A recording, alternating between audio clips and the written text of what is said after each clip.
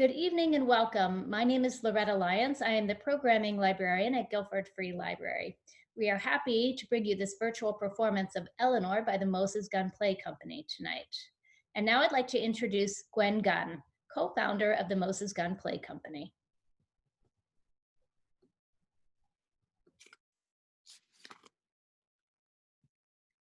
Thank you for joining us. We are thrilled to have so many viewers. Our author, Gray Jacobik, a professor emerita from Eastern Connecticut State University, has written several national prize-winning collections of poems.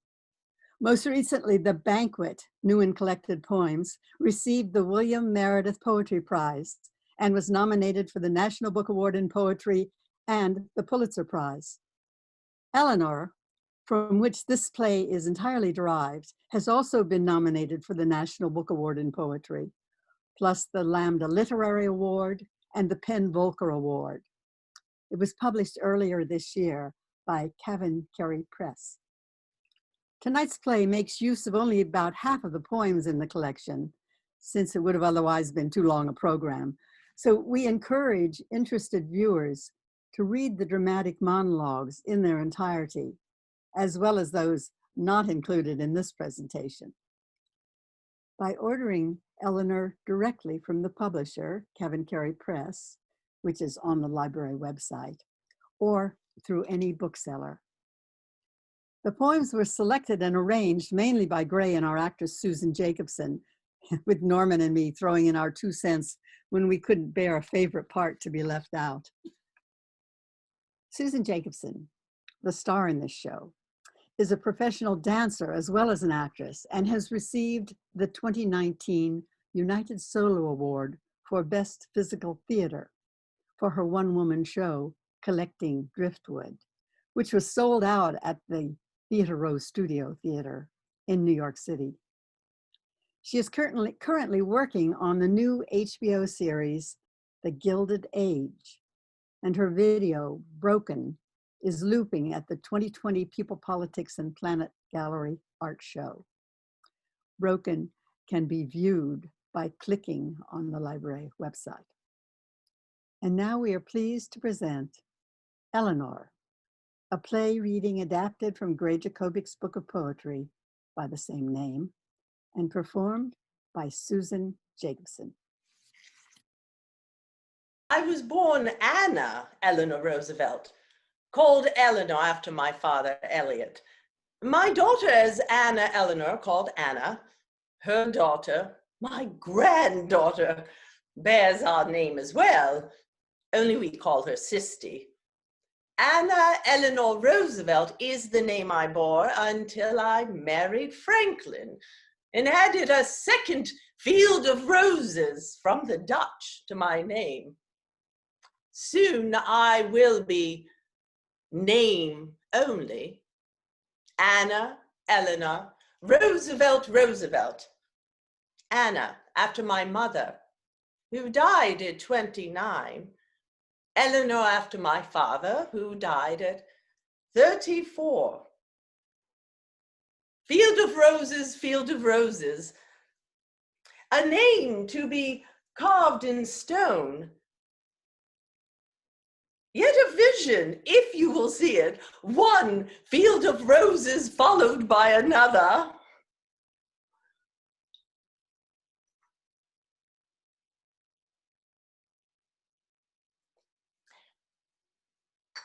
The first servant I remember was my nurse, Madeline, who taught me to read and sew. She scolded in unkind and even cruel ways. If I darned my socks imperfectly, she would cut enormous holes in them, blind with tears, sulking. My pinpricked fingers bloodied. I would darn for hours until I heard, "Parfait, mademoiselle," and I could flee her severe domain. I was so easily humiliated, I never said a word until almost 14. I confided to Grandmama, who fired Madeline that very hour. the education I received at my English boarding school, Allenswood, under headmistress Mademoiselle Souvestre, was not typical of the education given girls during that strange fin de siècle, when many still believed, quite fervently, that education in the female caused madness and sterility. Here was Mademoiselle Souvestre, her brilliant talk darting like sunfish through a dappled summer pond. No subject dull or irrelevant once her magnificent intensity bore down upon it. I was 15 when I first came to her.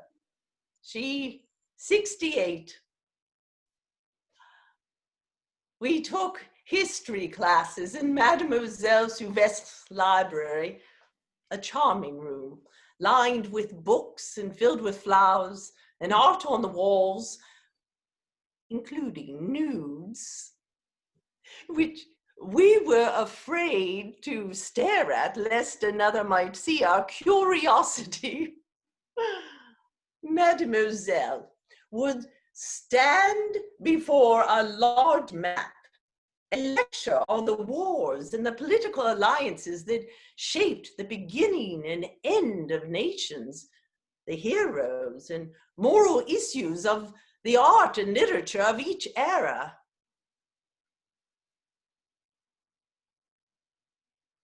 I felt let into a cave full of the gold and jewels of empires, and given the vision to see that they were worthless unless a nobler, more decent future came into existence. Wonder, fury, and sorrow flooded me.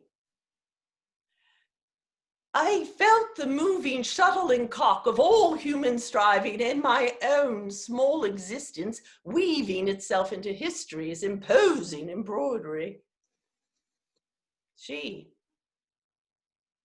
and she alone, is the source of any good I have ever done anyone, or my country, or the larger world.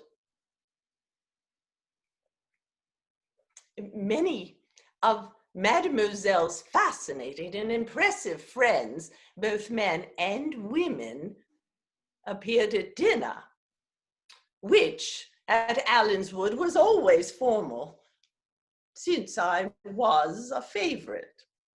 Some say her favorite of favorites. I often sat at table directly across from Mademoiselle, where I learned a great deal eavesdropping on her exchanges with artists and philosophers, political leaders, novelists, poets. I picked up the habit of asking leading questions, then using a few scraps of the facts and new words I heard in answer, would appear to know more than I knew. When I was First Lady and later delegate to the United Nations and ambassador at large, this habit served me well. Although I lived in dread of others discovering that often I understood an issue only superficially. This is cleverness. And oh yes, I can at times be quite clever. Mademoiselle, you see, still admonishes me from heaven. Toddy, you little devil, quel exemple!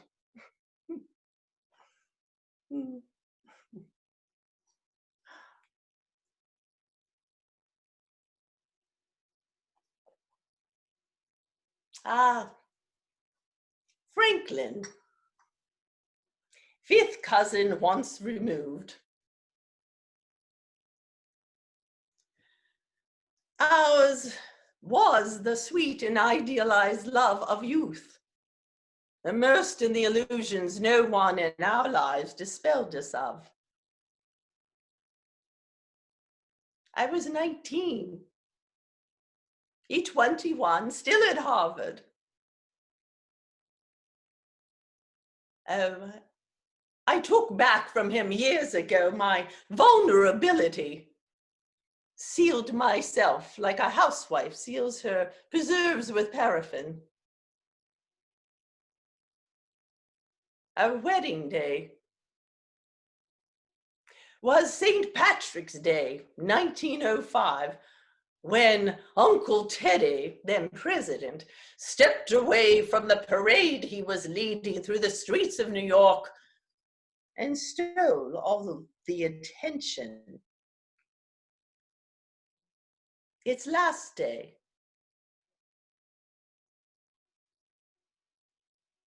April 12th, 1945, fell 3 days short of the 80th anniversary of Lincoln's death.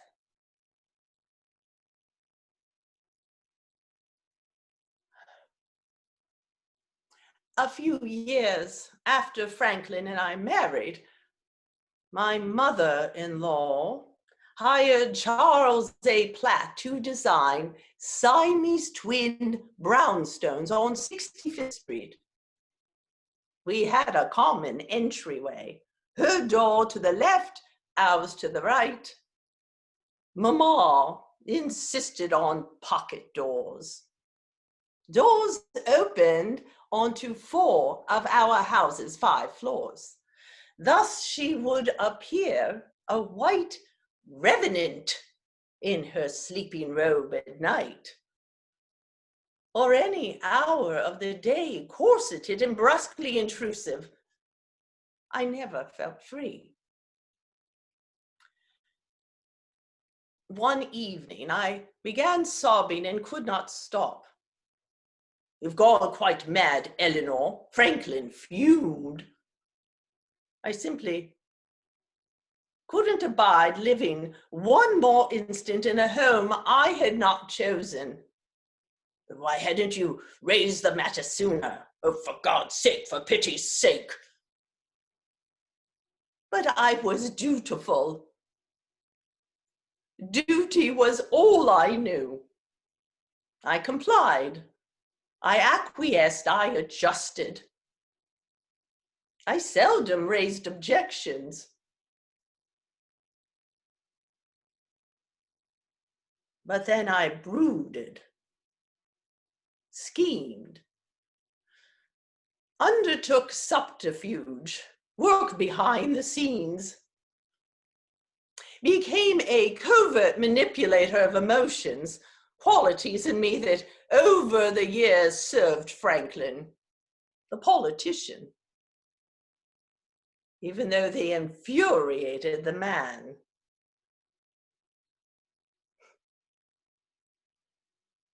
Our 3rd child was born in my 4th year of marriage. Born in 3 hours, but with no less pain than Anna or James. A perfect flower of a child, 11 pounds. He would bear his father's name.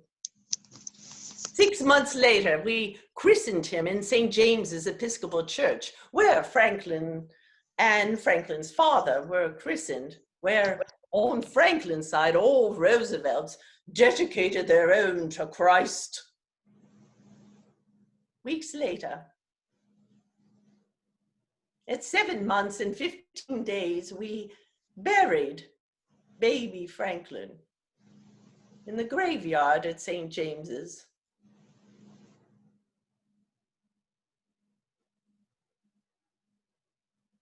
Rosie and Sean McGuire slowly lowered that tiny brass coffin.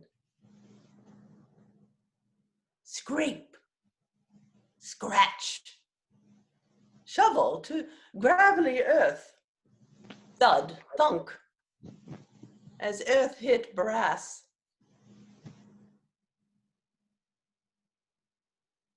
Surely I thought I would fade away. Scrape, scratch, thud, thunk. I stopped eating as baby had. The rack of guilt, the rack of grief. My baby had cried and gasped and coughed, faint broken coughs through those last dreadful nights and days. His pulse raced, slowed, raced, slowed, stopped. An infection of the heart.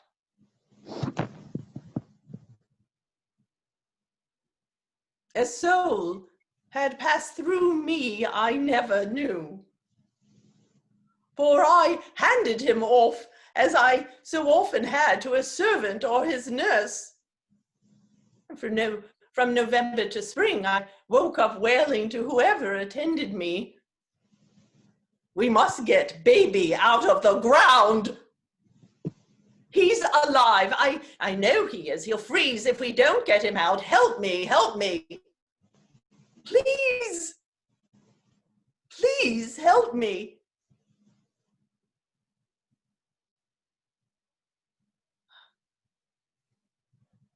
All my life, I came back to St. James's and stood before my baby's small marker near a stone wall and a cypress tree.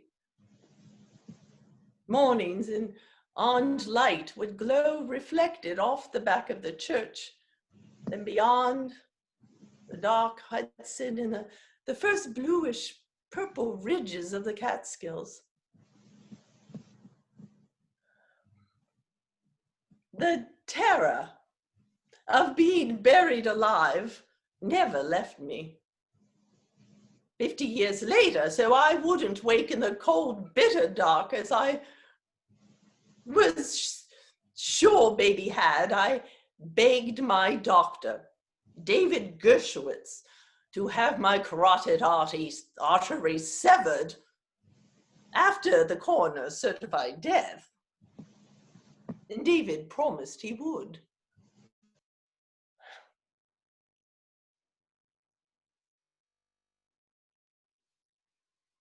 My mother-in-law furnished our house, hired and dismissed our servants, assumed care and authority for the children, which I, in my naivete and insecurity, surrendered to her. She told them, "I am your real mother.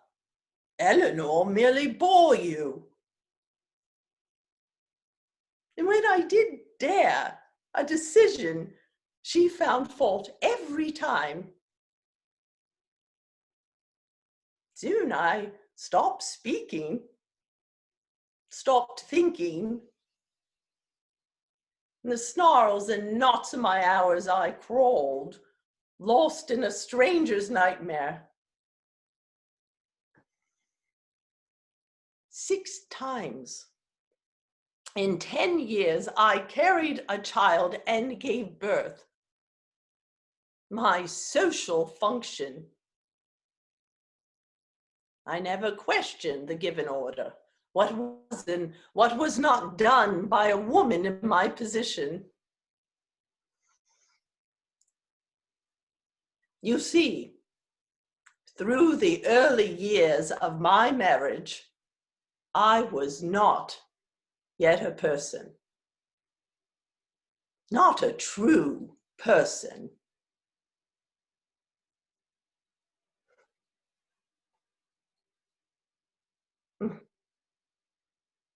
A nurse who attended my children, Blanche Spring, for 3 or so years was my only friend. sympathetic to my clumsy attempts at mothering, she would assure me I would grow more confident. I wished later, when the troubles in my children's lives emerged, their 19 divorces, nervous breakdowns, business failures, so on, I had taken her advice and raised them myself. But in my family, in that era, such was unheard of. The children would have led happier lives, I think. And as adults, we would feel closer to one another. Then, too, I might not have done some of the things I was advised by others to do, such as encasing James's thumbs in wire mesh to stop him from sucking on them, or when Anna was still a small child, to have her hands tied to the bedposts at night. I am certain my mother had the same done to me. There were special cotton bands for this, long enough so the child could turn safely in her sleep, but not so long that she could touch below her navel.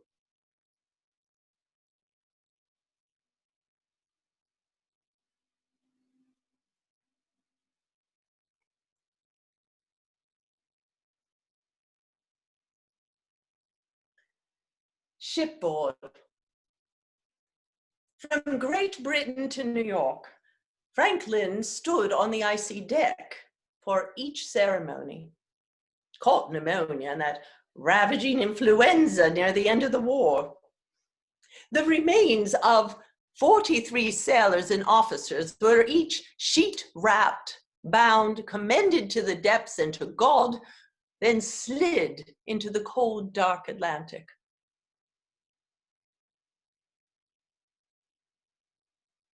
Once he was ours again. To spare others infection, I unpacked his valise. How I came to find a packet of letters, each in a threaded ivory envelope, inscribed in a delicate hand I knew. A family, friends, my social secretaries, Lucy Mercer's. I had harbored suspicions. Now the iron brace of dread that had pressed ever tighter against my body fell away, and with it came a momentary queasy elation, like a panther that creeps on its haunches, then sits before it strikes. I paused, then slid each from its envelope, spread it open. Facts have about them a devil-may-care indifference, and I would have the facts. We were in the 65th Street house, so I walked to the small paneled study off the first floor, west wing, locked the door. Trying to untie the string binding the packet of letters, my hands shook like cold chicks shake. Franklin and Lucy's passion raveled the cursive line, and like a communion wafer dipped in arsenic, I took their unholy love into my body, then sat there unmoving. The open letters on the desktop, caught in the lamp's amber light, shone like the tips of bright sails. Finally, I struggled upstairs, my knees folding under me twice, then so no one would hear me. I wept into my pillow, a long weeping that racked me so hard my back burned for days, my breastbone a dividing wedge that spiked with pain each time a single phrase came back to me of what Lucy had written.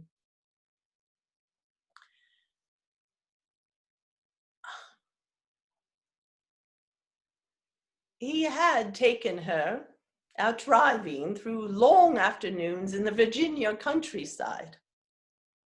Forays that ended in teasing seductions. Lucy unwound the details playfully.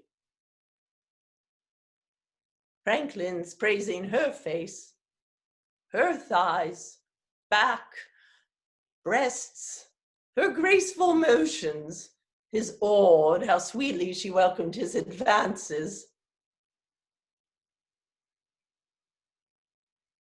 Again and again, Lucy said what had been mine alone to say. My darling, my truest heart.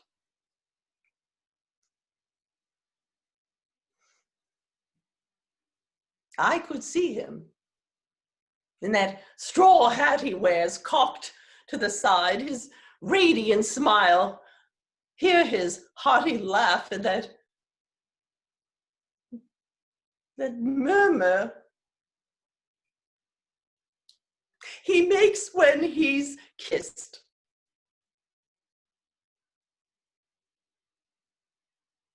And she's in navy polka dots on white chenille, a large lace collar, her black curls tied back in a red ribbon.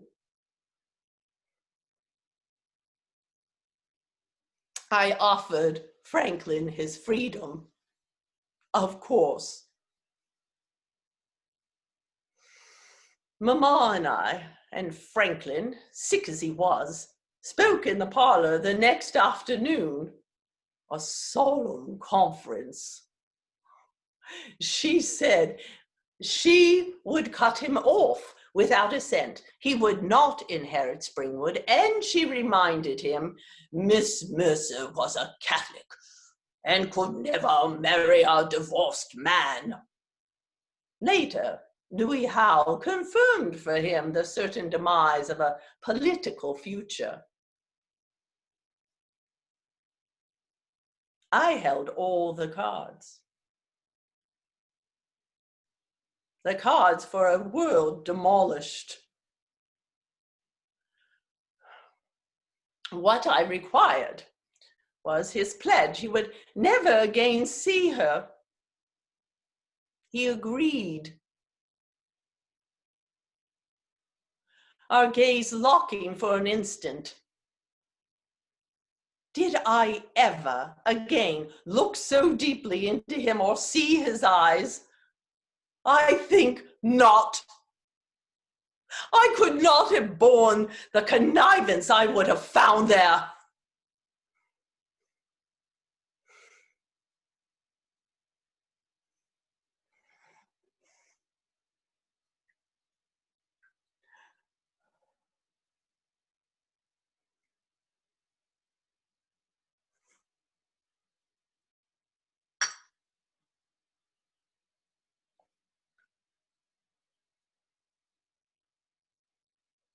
We returned to the house on N Street, 5 children and 4 servants in tow.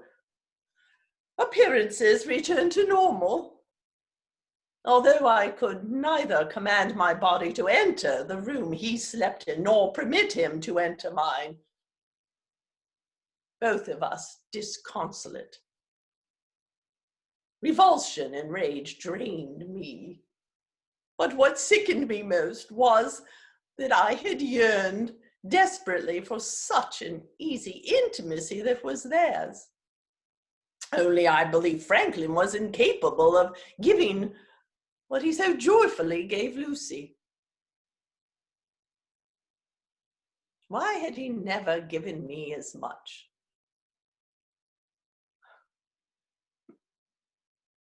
Something tainted and shrunken in me failed to call forth such a response in him. I cursed myself and believed my flaws made me utterly unlovable.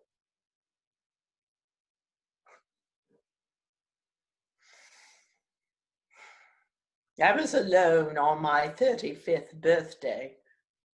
If a woman with 5 children is ever alone. A topaz dawn dissolved to a scintillant blue sky, a clear October day. The 2 youngest were in the nursery with Blanche. The door to the summer kitchen slammed and slammed again. Servants about their business. Otis was cranking the car. It sputtered and backfired 3 times. I was a familiar trudge, plodding through duties, bound by purposes defined by others. I looked up from my writing desk to the walled back courtyards of our street and thought of St. Gordon's statue, Grief, as she sits in Rock Creek Cemetery, hidden in a grove of holly and laurel, the dark leaves leathery and tatty. Franklin was off to hunt in New Brunswick. The Campo house opened to accommodate him and 6 companions.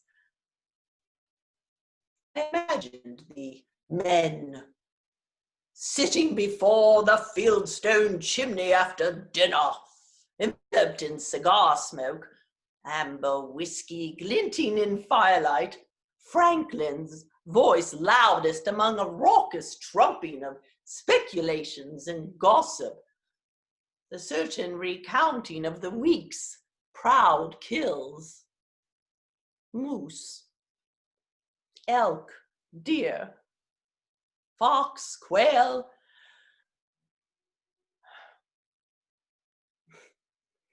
And then I heard myself sighing, heard sorrow and a long and tiresome loneliness rise up from my diaphragm and release through my mouth. This is what I do. I sigh. Buck up! I heard Uncle Teddy intone brusquely, buck up, you silly goose. Oh yes, I thought, I am a goose of a woman. My long neck, my steep sloping shoulders, 6 feet of lofty, homely awkwardness. I have been a shy goose among more practical fowl. But I began that instant, although every moment of my upbringing was against it, to care less for the success of my husband's projects and more for the success of my own.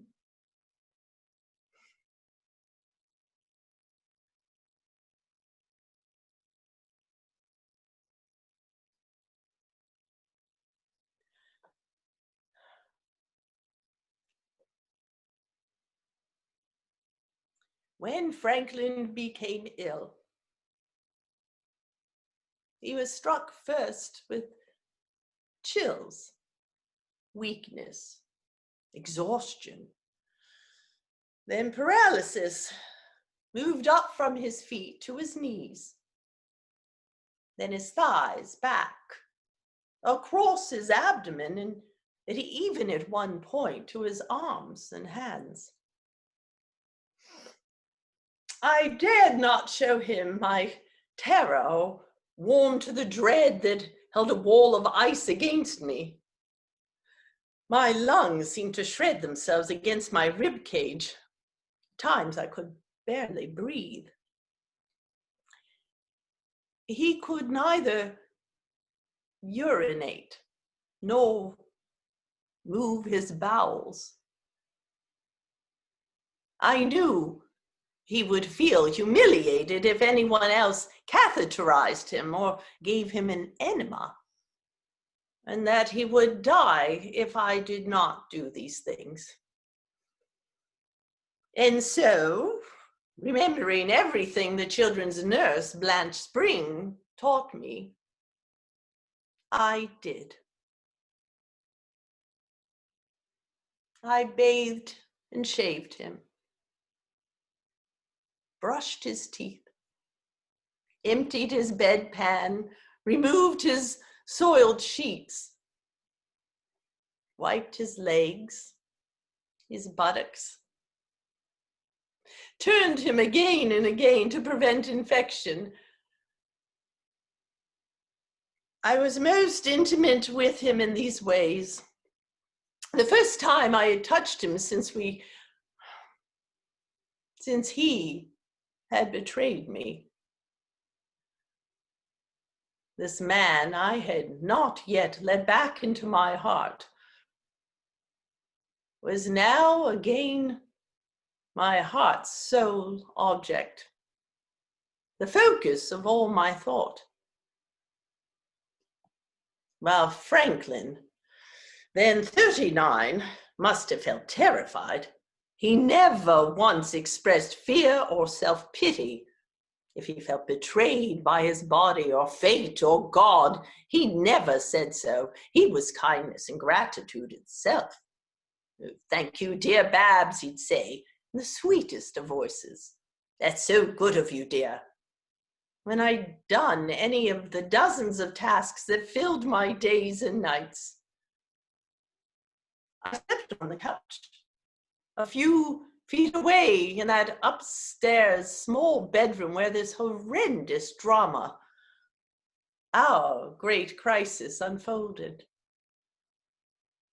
I sat hour after hour in a window seat. Only the view of a low hill, pines, and sky brought me solace.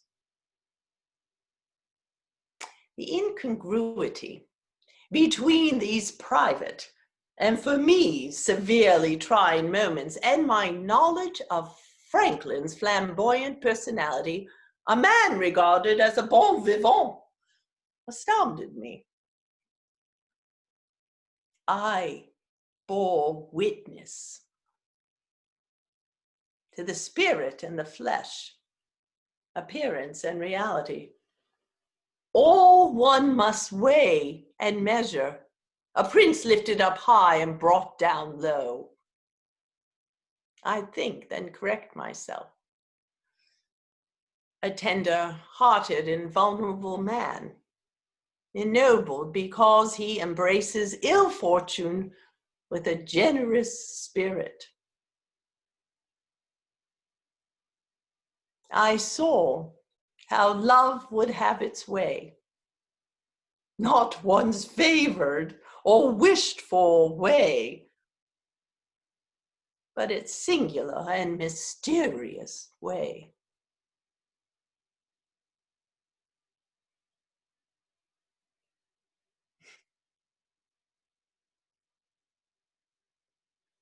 The day I drove her from Hyde Park to Cornell, my sullen, sulking, silent daughter pressed her body against the car door as if to say I was anathema. I counted my motherly sins of commission, my motherly sins of omission, a considerable count, doubtless, thousands forgotten. I pleaded with God for forgiveness, for guidance, although I could not then forgive my mother-in-law for her unrelenting interference in my children's lives. She bribed them with money and gifts freely, and at times strenuously opposed my and Franklin's wishes.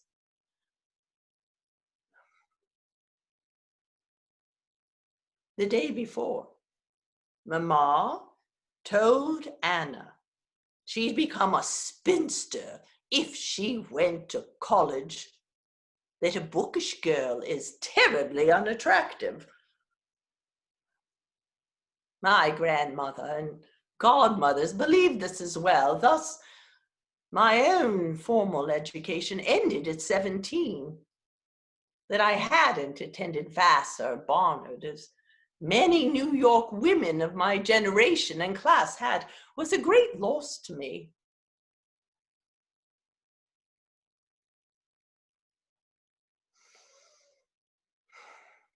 Raising children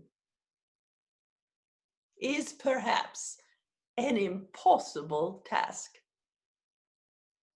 And yet, so often, walking down a street or before falling asleep, I'd imagine reliving that day, seeing that golden September landscape flowing round us, and still miles from Cornell. Anna, as far from me as her lanky frame permitted, her eyes hidden behind a swag of blonde hair, and somehow I'd smash my righteousness, my stubborn will, until my stoical heart broke open. My dear darling,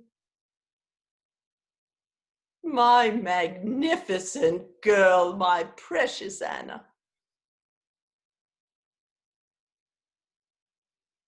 I love you beyond all measure. This I'd say over and over again, tears stinging me blind until I'd stop, turn the roadster around and bring her home.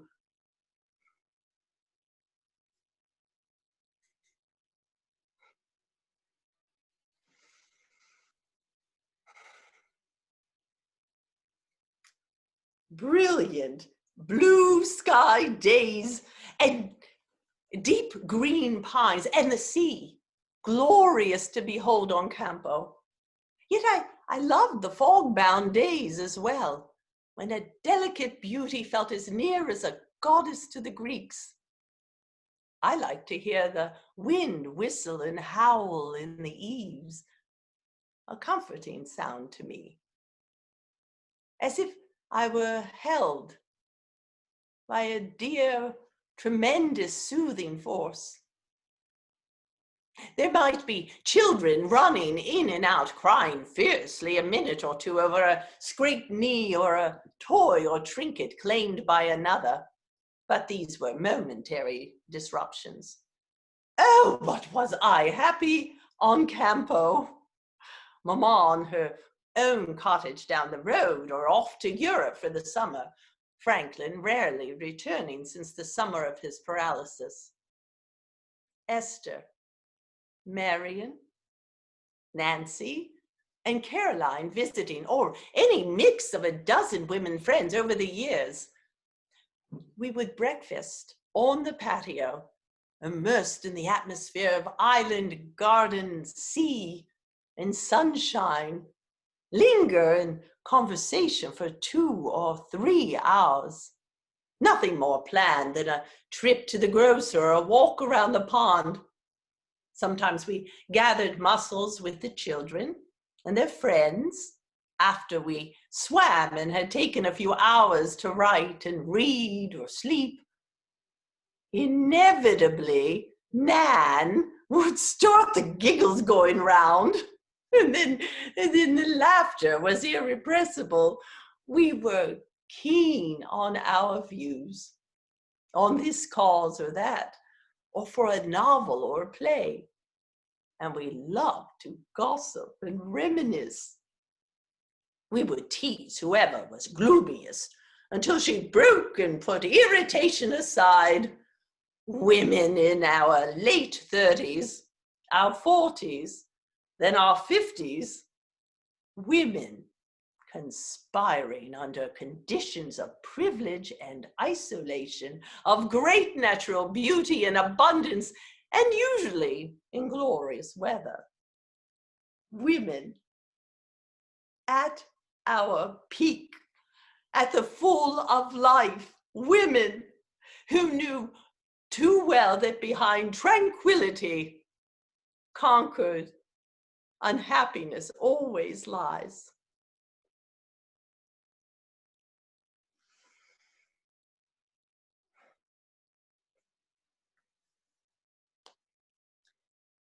if I was going to inspect institutions and public works, I wanted to drive my own car.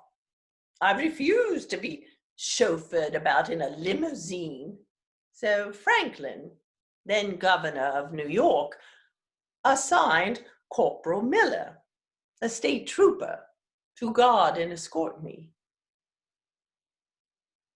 Hour after hour, a day or two a week, as we drove around a lake or through a valley, quite naturally, we drew into conversation. I sensed, as perhaps only another orphan would, the depths and hollows of Earl's shielded loneliness. Kin of the same heart, although not of the same social class, I offered him the solace of my friendship. He offered me the solace of his. We covered quite a bit of territory. And after I told him of Franklin and Lucy Mercer, we grew closer. We spoke until we emptied ourselves of our histories. Then we simply looked at eyes, lips, hands, the way a body carries itself as it moves across a room. I was at war with myself, for the visions of Earl's body would leave me awash at a window or frozen at the threshold of a door. I was unable to sit still in my bath or to lie still in my bed or be in any one place for more than a minute or two without feeling my legs about to carry me off, fire burning slowly across the plains and hills of my skin.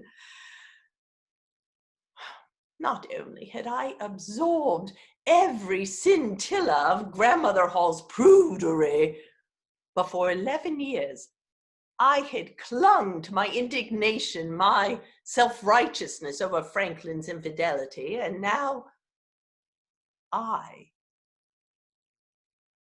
was about to commit adultery with a man a dozen years younger than I was, a man not of my class nor of my station, my children's mother, Sarah Roosevelt's daughter-in-law, Ludlow Livingston Hall Roosevelt, the first lady of the Empire State of Roosevelt, twice over.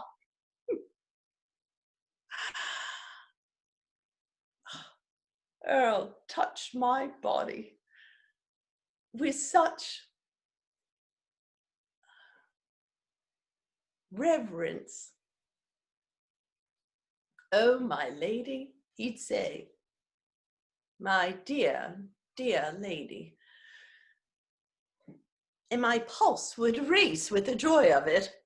I think, too, driving on those rough roads stimulated my body so as to render me especially sensitive to touch. When I did succumb, after having passed through the lobby of an out-of-the-way hotel, my face hidden beneath a broad-brimmed hat, all the repression and wariness, the long stuffed down and sat upon, welled up and burst. I gave Earl the charge blaster, but I let myself explode.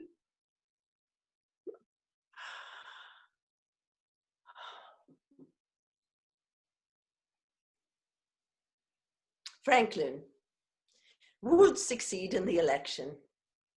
Almost anyone would have, opposing Hoover. The divorce, occurring after he assumed office, well, the disgrace would blow over certainly before he stood for re-election, since I'd marry Earl as soon as possible. The president would be seen as the injured party.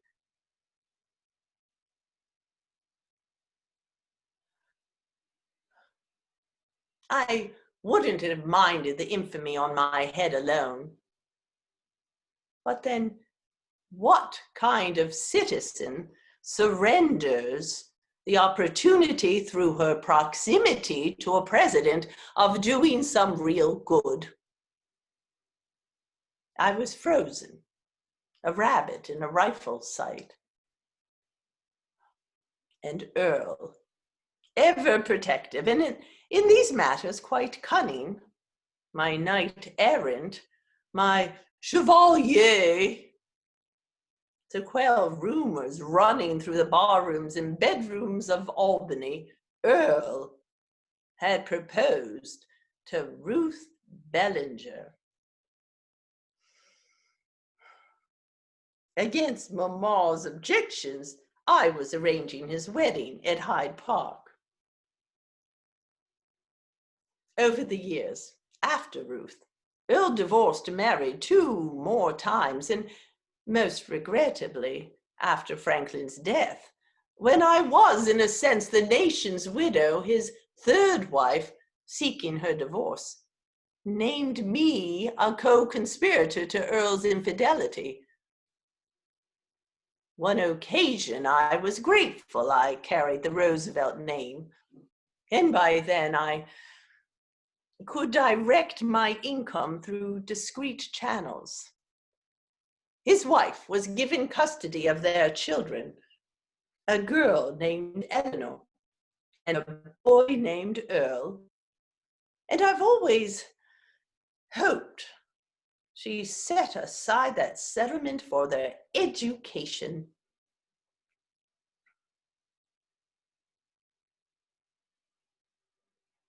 Earl's love forced me to overcome the barrier of age, the barrier of class, and then, reflected in his brown eyes, I felt at last I was something of a beauty. When he touched me or gently urged my body in this direction or that, I felt strong and sleek as an otter. He drew the compass of my senses.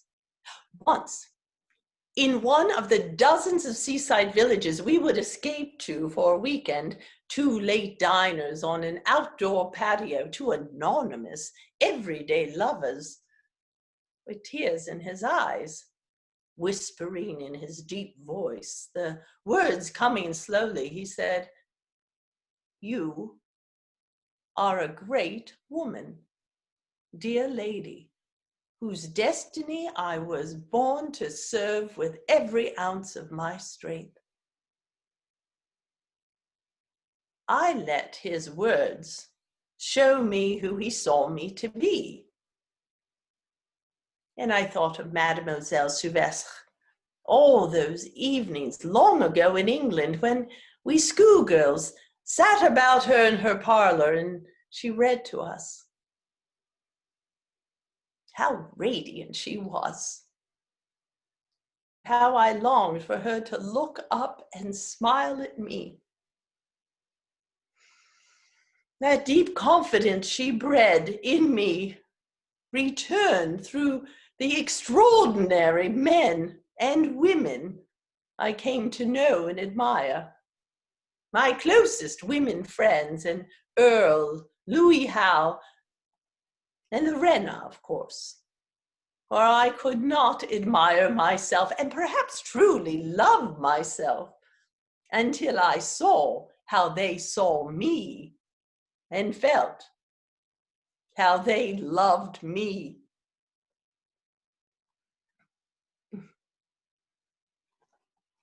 "She's all yours, Hickok. Have fun," the city editor called out to Lorena when he assigned her to cover me, the nominee's wife. That autumn of the first presidential campaign, an AP reporter, one of only a few women journalists, but perhaps the only one who could hold her own among those poker, plain, hard-drinking, rough-mannered men of the National Press Corps. One of the guys, but a woman to me. The harrowing, grueling months of campaigning, the unending waves of dread and despair that arose in me. Through it all, there was Hickey Doodles, Lorena Hickok, the rumored illegitimate granddaughter of Wild Bill. I pursued her, I do admit, and she rescued me. Without Hick, I would not have dared 1/10 of what I dared to accomplish as First Lady. She was my spark, my cache of gunpowder, bosom buddies, bosom, belly, thigh bone buddies, buddies from head to toe.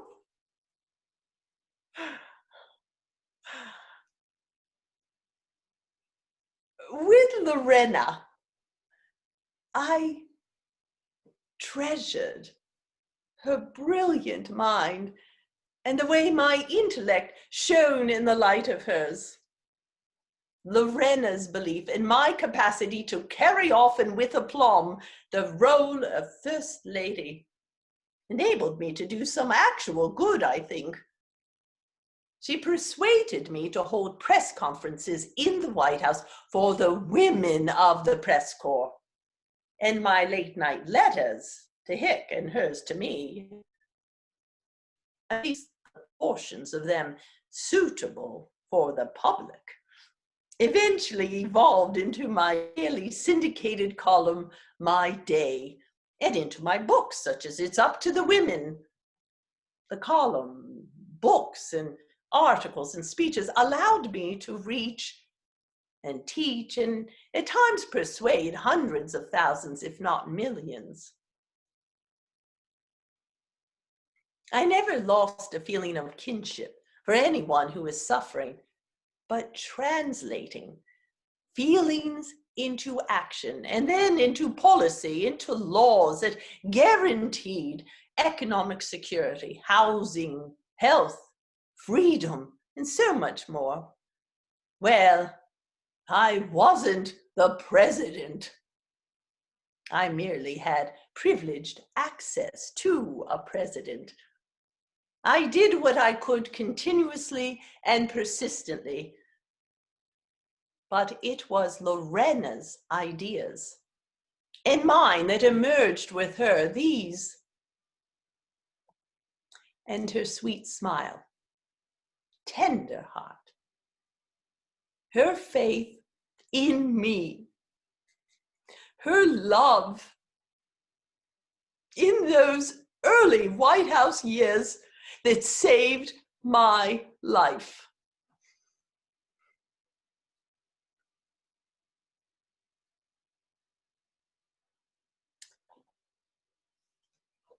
When I think of those months between the nomination and the first inaugural, I think first of flying through a day and a night in a Ford tri-motor. The propellers drone, the vibration, the rumble of wind over fuselage and wings. Every muscle of my body stiffened against becoming a prisoner of the White House.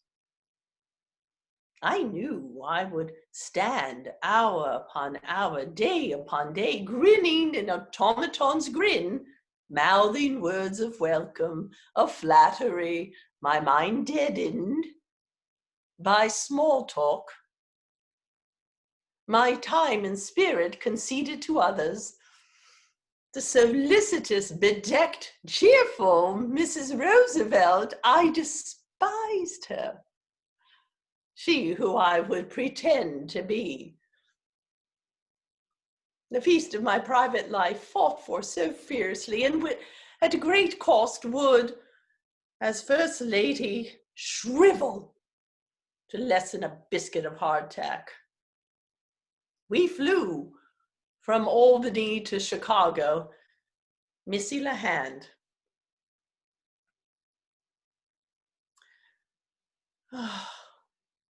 Franklin, his bodyguard, Gus Genrich, my secretary, Grace Tully, and Earl and I.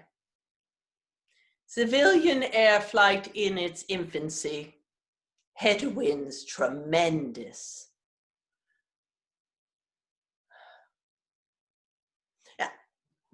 As we were leaving Albany to fly to Chicago, so Franklin might accept his party's nomination on the convention's floor, an unprecedented act, he told me he had cut a deal with William Randolph Hearst, a broker of elections, agreeing to abandon the World Court and the League of Nations for his editorial support. My husband sacrificed his principles for power, for both of us believed and worked ardently for many years on this issue, that the court and the League were our best hopes for preventing another world war. And for several years after that, when many were crying out for the legislation that would make the barbaric lynching of our Negro brothers a federal crime, Franklin refused repeatedly his support, letting one bill after another die an ignominious death. His refusal on this and other worthy proposals, because he would not stand up to the Dixiecrats, because he enjoyed calling himself a practical politician, was cowardice. My heart ached over these actions and non-actions of his. I do what I could to persuade him, otherwise then I would close my eyes and pray, and with all my might will him to act otherwise. Sometimes then I'd feel gratitude to Miss Mercer, for his affair broke the spell of my enthrallment to Franklin, sustained in those early years of our marriage. Without this inadvertent gift of his cupidity, I could not have endured. I was free. Thus his high-handedness, callousness, ignominy, when they shone forth, never imperiled my soul.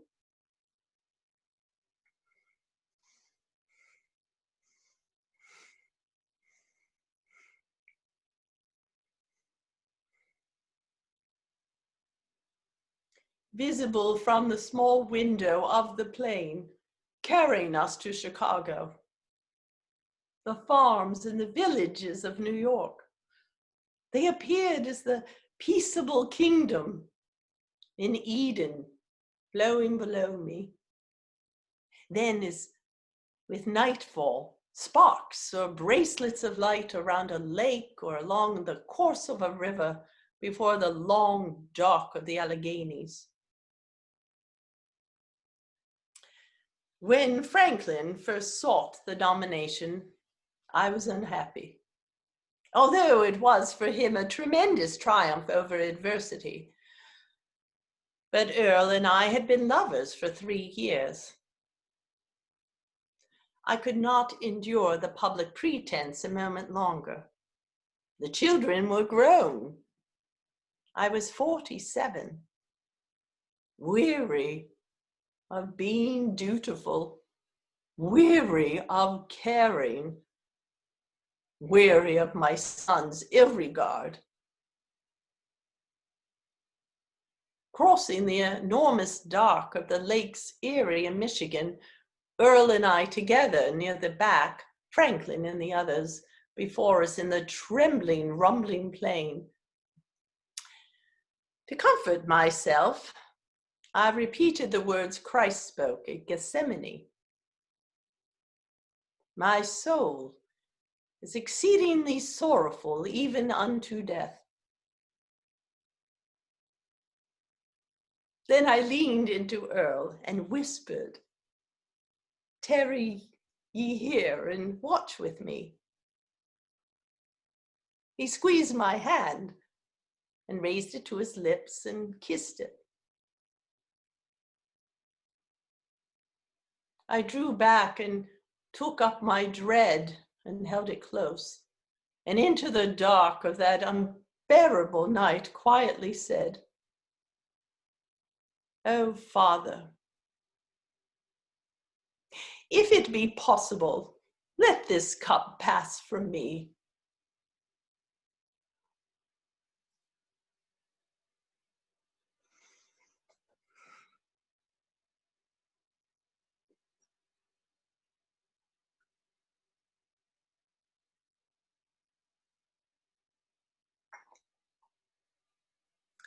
That frightful clanging, an alarm for a fire nearby, and a fast burst of fear still steals my breath. And for years I would wake trembling because once again I dreamt I smelled charred flesh. My beloved Aunt Pussy, my mother's sister, died when she and her 2 young daughters were smothered by smoke. After their deaths, I could not shake my dread of fire, nor the sight of their 3 coffins before Holy Trinity's altar. Of course, I was afraid of Franklin's becoming trapped. In the White House, his mahogany wardrobe blocked the passageway between our rooms, and quite often, writing letters late into the night, I would hear over and over, for out of his terror, he practiced this drill fanatically, Franklin throwing his body to the floor. Thunk! A sound like clay striking the lid of a lowered coffin. Then the slow scrape and drag of his lifeless legs across the floor. Drag, scrape, drag, scrape, drag. A sound that chills me to this day. The pure sound of helplessness that is in each of us. Helpless before so much that befalls us.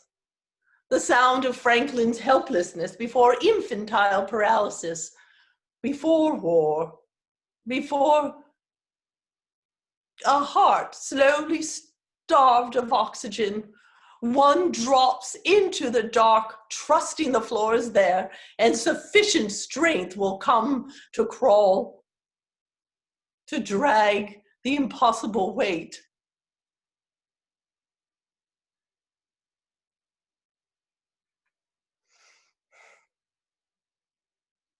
In 1939, when the MS St. Louis filled with 937 German refugees, desperate human beings, sailed toward the port of New York, Franklin refused to allow that ship to enter.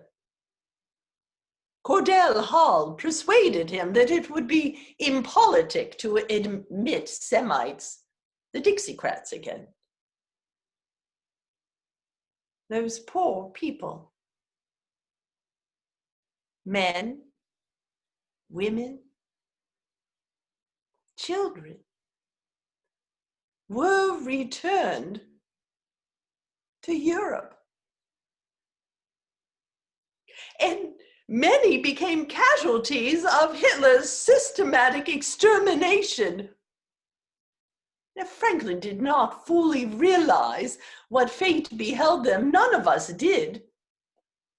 Yet great suffering was not alleviated when he alone was entirely capable of offering safe harbor.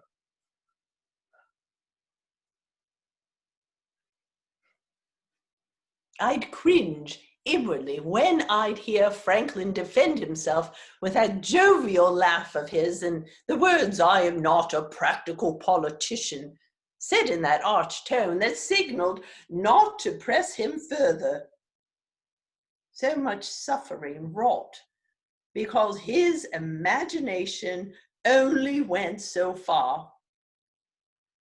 Not that he didn't inspire others or think through the arming and mobilizing of our nation when war finally did come. But this was a man, beloved for saying, "We have nothing to fear but fear itself." He could say this in such rousing, impassioned tones because fear in himself and in his children was plainly forbidden. Being afraid was incompatible with being a Roosevelt. True on my side of the family as well. Consider Uncle Teddy and his bully pulpit, his leading the charge up San Juan Hill.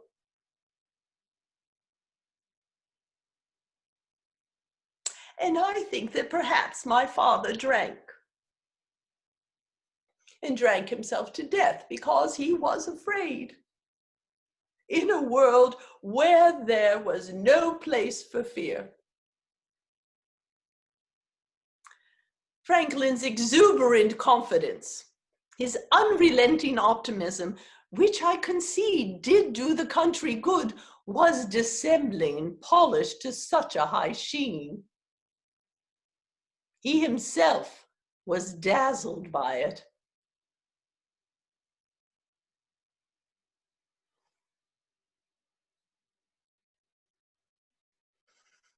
Slowly, along the 800 miles of track from Warm Springs to Washington, we carried Franklin's body home, I alone in a Pullman, exhausted, yet keyed up, thinking of all I had to do in the next days.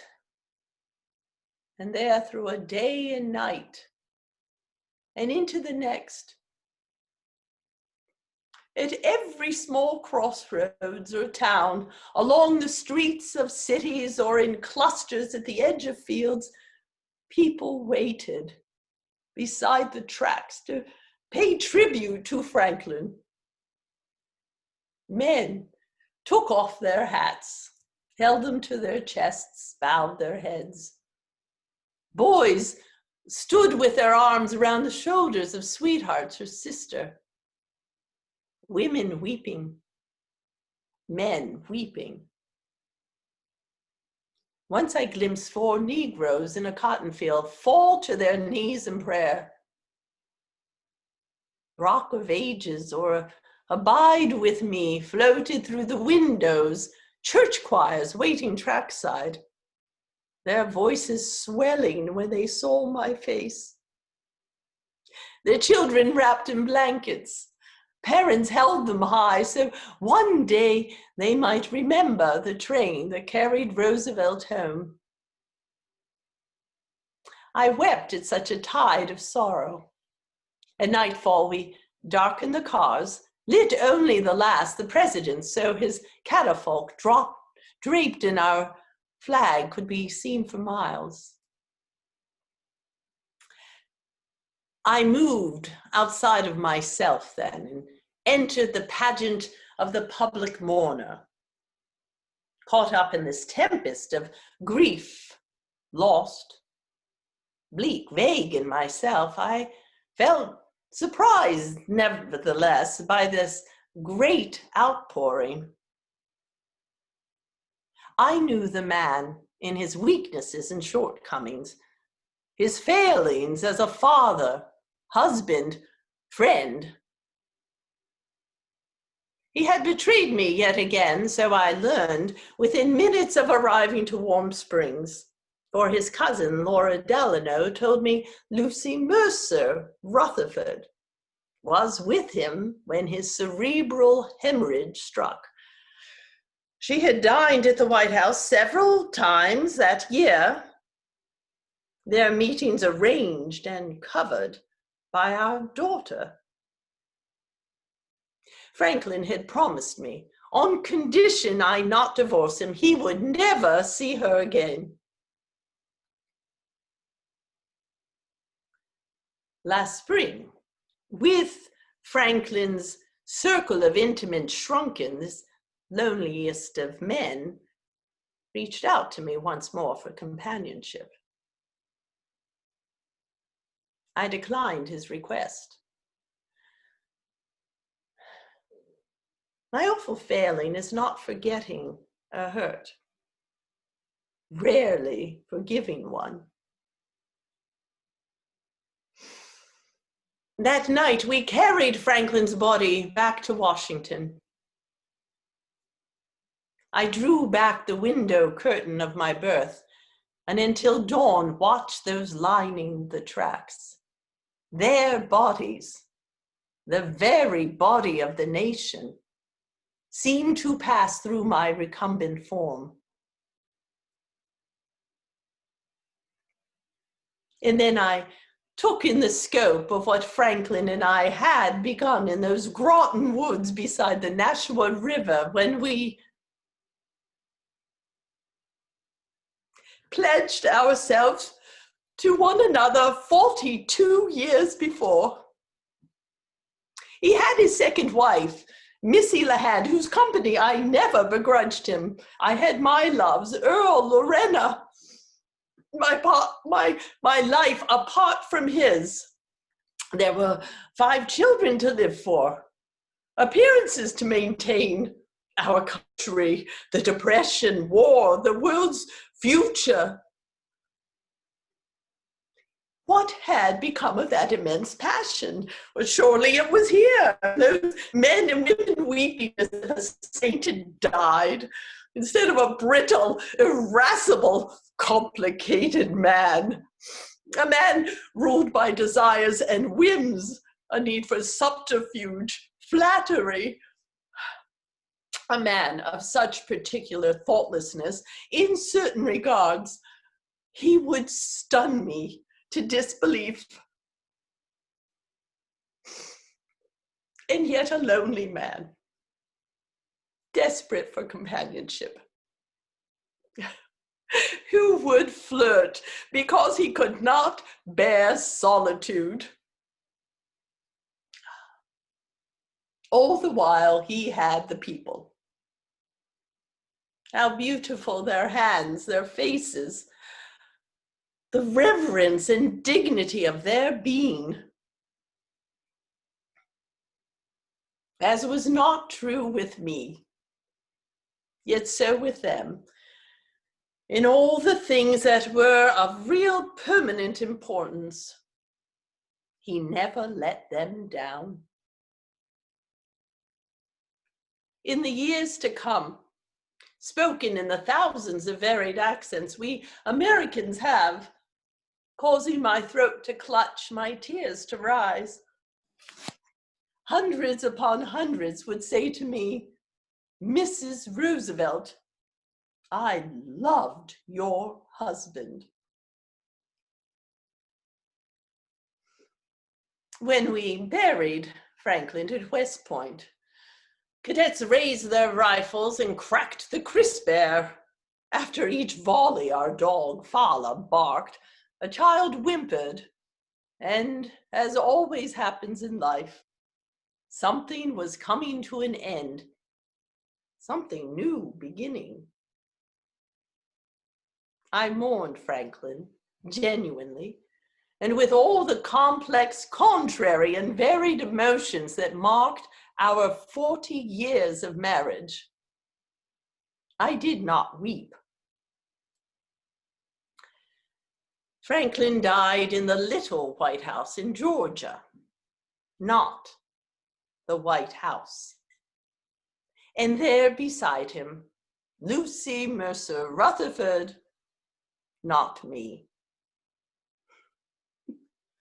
What a glorious and tragical and ironical life my marriage gave me.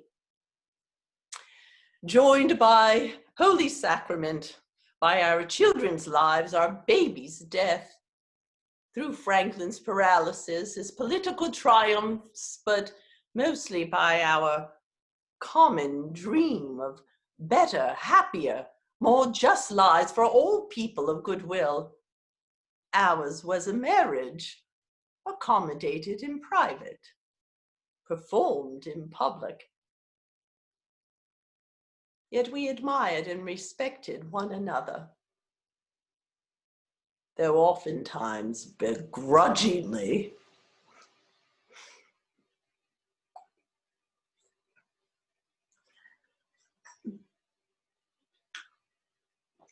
The fate of the war refugees was an issue I cared deeply about. Not only the pitiable survivors of the death camps, but other displaced persons as well. I was the only woman member of our delegation to the United Nations. The men, huddled behind my back, sent Dulles to ask, and he did so quite lamely, "Mrs. Roosevelt, the United States must speak in this debate. Do you think you could say a few words?" Say a few words? You think he wanted me to address the Garden Club's June luncheon? I debated the famous Mr. Vyshensky. I did my best. The hour was late. The Russians delayed the vote in hope some of our allies would tire and leave. I knew I must hold the South Americans, so I spoke of Simón Bolívar, who had fought for freedom from Spanish colonial control, whose fighters had secured independence for a good part of Hispanic America. I became at that moment, speaking before the General Assembly, Mademoiselle Souvestre. I saw her rolling down the map of the world that hung in her library, heard her speak again of the injustice of colonial rule. And I saw as well images of the gaunt and starved survivors in their striped rags who greeted our allies when they liberated the German camps. The South American representatives stayed and voted with us. We won. Of course, the United Nations would concern itself with the fate of these refugees for many years, but the principle of the right of individuals to choose where they choose and wish to live was secured. My voice trembled. My legs shook. My hands clutched the podium. I do not know where I find the strength at such times, only that it is not my doing. I wished Franklin had heard me, and Mademoiselle Souvestre, and, of course, my father. Mine was an old woman's victory, one to savor deeply, quietly, but it was a victory. Once I chaired the commission struggling to write the Universal Declarations of Human Rights. I thought our work might be advanced by an informal atmosphere. So I asked a small group to meet in my apartment for tea. A Chinese representative, another from Canada, a third from Lebanon. Chang was particularly skillful at quoting some apt Chinese proverb to fit any occasion. We settled down on chairs and sofa. Mildred brought in tea, a late October afternoon. One of the three made a remark with philosophical implications. A heated discussion ensued. Chang, a pluralist, he argued for more than one kind of ultimate reality. Now Humphrey was a realist and a materialist. Malik expounded at length on the philosophy of Thomas Aquinas. I contented myself with refilling their cups and sipping my tea. The men's voices seemed to soften and move away. I sunk back into the sofa and began to consider human nature, my own, that of my children, and a few I had loved. I recalled how sickened and hammered I felt the year before when, as a member of the US delegation, our plane circled above the ruins of Cologne, Frankfurt, Munich, the miles and miles of rubble that had been Berlin. And later, touring a crowded, decrepit Jewish refugee camp, Zeilsheim, an old woman suddenly came upon me, knelt in the muddy road, threw her arms around my knees, and murmured over and over, "Israel, Israel." I can still see her sunken eyes and weather-beaten face, and hear her desperate pleas. And I am weary of still more news of lynchings and countless other degrading acts committed against Negro citizens, and now this new Red Scare, so reminiscent of what went on after the First World War. Porcelain cups clicked against saucers. The men, my guests, uncrossed and recrossed their legs, leaned forward or back in their chairs, hands gestured, mouths moved. What good is history, I wondered, if no one ever learns?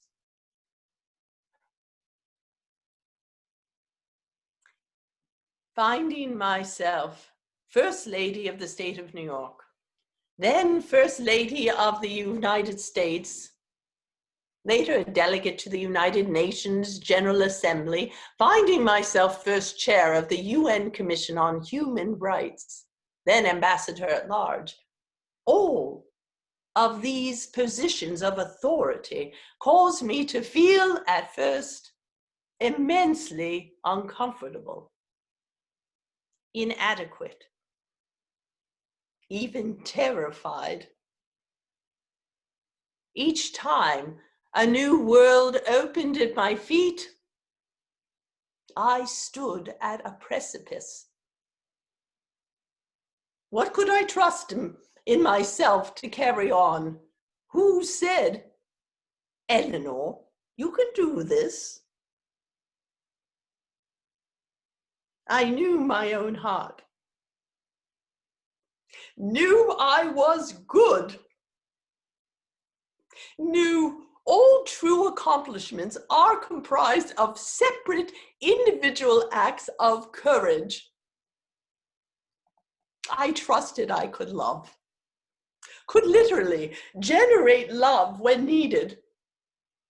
I do not think I know anything of general use. And when I look back over my life, at every critical juncture, my fundamental sense of humanity was at stake. And that is always the issue, isn't it? Love finds us so our empathy can grow towards others. Anguish finds us so compassion grows. The woman praised and honored, world citizen, humanitarian, statesman, Eleanor Roosevelt, whoever that woman is. She is the creation of the men and women I loved. They gave her to me, and I gave her away